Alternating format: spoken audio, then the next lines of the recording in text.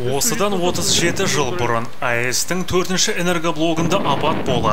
Нәтижесінде Украинаның елеулі аумағы мен Ресейдің Брянск және Калуга облыстарының аумағы радиоактивті ластануға ұшырап, адамдар өміріне қауіп төнді. Ал апат кеселді залалсыздандыру сол жылдың қараша айына дейін жалғасып, оған сыр бойынан 800-ден астам жерлесіміз аттанған болатын. Бүгінде олардың тек 223 ғана күн кешуде.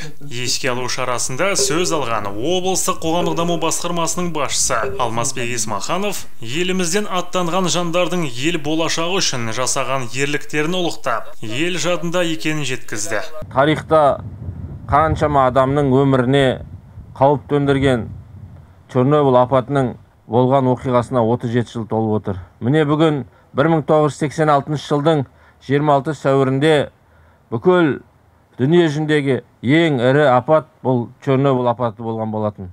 Міне сол кездегі орын алған апатты жоюға бір қатар мемлекеттен азаматтарымыз қатысып, осы Чернобыль апатының атом электростанциясының зардабын жоюына өздерінің үлесін қосты.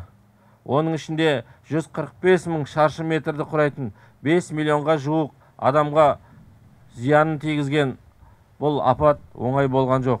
Өкінішке орай қазіргі таңда аймағымызда, біздің ортамызда 300-дің ғана ағаларымыз бар. Бірақ дегенмен де осындай қиындыққа қарамастан елдің ағалары өзінің жауапкершілігін, отанға деген патриоттық сезімін жоғалтқан жоқ. Осы жердегі қиындыққа қарамастан сол аймақта зардапты жоюға атсалысты.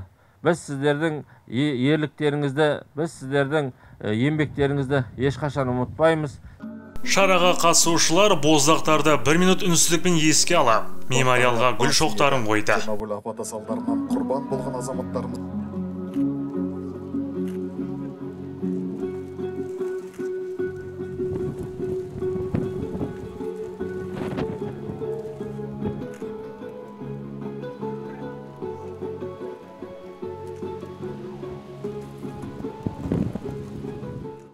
Шара соңында өз басын қатерге тігіп, бақилық болған жандардың рухына Құран оқылды.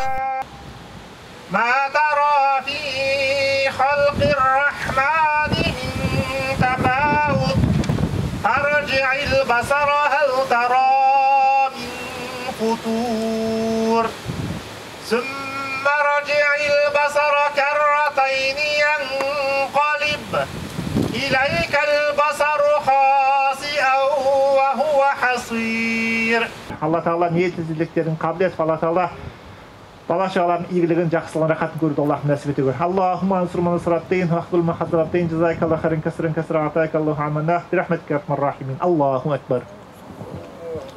Олжас Дәуіт, Берік Байымбетов, Индияра Раисова, Қызылорда қоғамдық телеарнасы.